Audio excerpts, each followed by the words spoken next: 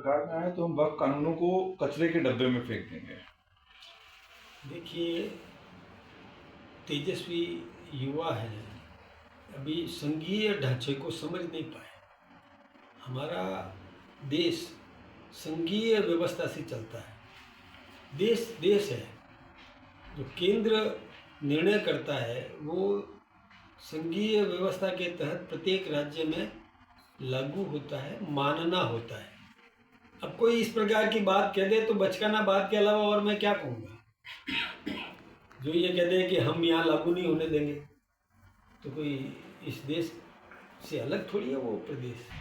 और पहली बात ये है कि ये तो है न सूत न कपास, न सूत न कपास, जुल्लाहों में लठम लठ। अभी कुछ भी नहीं है। कहाँ आ रहे हो आप सत्ता में जो आप लागू नहीं होने दोगे? सपने देखते रहो मुंगेरी लाल के, आ नहीं रहे हैं वो सत्ता में।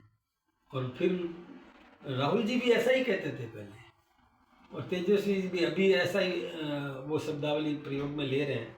लेते रहे, खुश होते रहे, कोई तकलीफ नहीं। हमारी सरकार वहाँ बन रही है, बिहार में भी, और हमारा देश एक रहेगा, एक ही रहने देंगे। किसी भी कीमत पर ऐसी विघटनकारी शक्तियों को आगे नहीं आने देंगे। सीबीआई के पूर्व अधिकारी ने दावा किया कि चारा घोटाले में लालू प्रसाद यादव को बचाने का काम कांग्रेस कर रही थी। किस तरीके से आप इसे देखते हैं? ये बात तो सर्वविदित है। लालू यादव जी पर चारा घोटाले के गंभीर आरोप लगे थे और वो जमानत पर है, और कांग्रेस ने अपनी सत्ता बचाए रखने के लिए लालू यादव की पार्टी से सहयोग लेना उनके लिए लाजमी था, जरूरी था।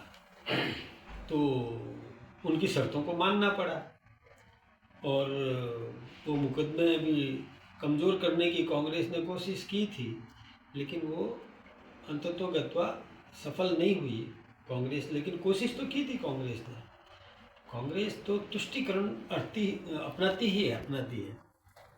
कहीं पर किसी वर्ग विशेष से साथ लेना है तो उनकी शर्तों को मान लेती है। कहीं पर गठजोड़ करना है, ऐसे बेमेल गठजोड़, तो जो गठजोड़ में जो पार्टी उनके साथ जुड़ेगी उनकी शर्तों को मानना पड़ेगा।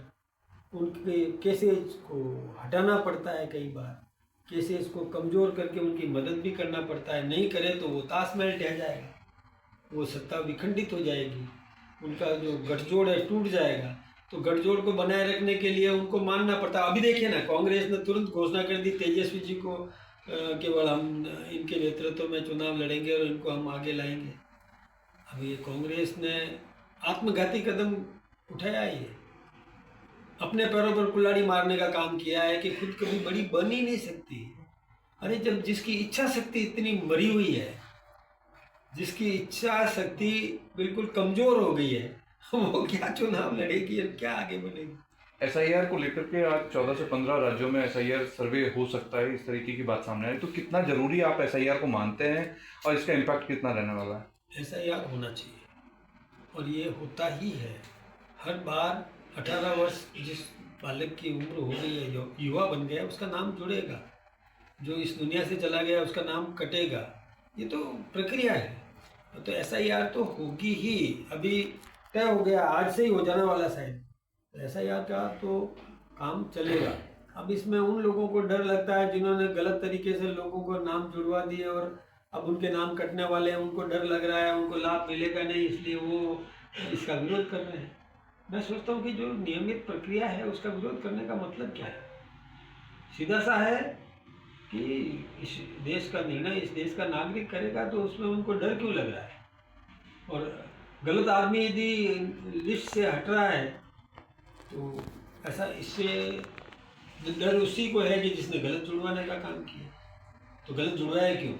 हटेगा वो। एक आपने जवाब कि संगठन सृजन को लेकर के कांग्रेस लगातार काम कर रही है। 15 तारीख तक उनका वो संगठन सृजन अभियान जो है आगे बढ़ गया, लेकिन अशोक गहलोत कह रहे हैं कि एकजुटता के साथ में सबको काम करना चाहिए। सच्चा अगर कांग्रेसी कोई है तो उसको एकजुटता के साथ में काम करना चाहिए, क्योंकि कांग्रेस को जिंदा रखना। अब वो एकजुटता की बात आज कर रहे हैं। एकजुटता को तोड़ने का काम किसने किया? निकम्मा नकारा किसने कहा? अपने उप मुख्यमंत्री को इतना नीचा किसने दिखाया? किसने पार्टी तोड़ी? अब वो कह रहे हैं कि हॉर्स ट्रेडिंग, तो इतने हॉर्स ट्रेड के लिए तैयार उन्होंने किए ना, बातें करते हैं केवल। उनके घोड़े बिकने वाले हैं क्या? ये अपने लोगों पर कितना एक ऐसा मतलब हल्का मतलब शब्द दे रहे हैं वो, हॉर्स ट्रेडिंग, यानी अपने लोग उनके बिकने वाले लोग हैं क्या? बिकाऊ माल है क्या वो? ऐसी बातें क्यों करते हैं वो? अपनी पार्टी को वो संगठित नहीं रख पाए और कहते हैं हम संगठित रखेंगे। क्या संगठित रखोगे? तोड़ने का काम तो उन्होंने किया।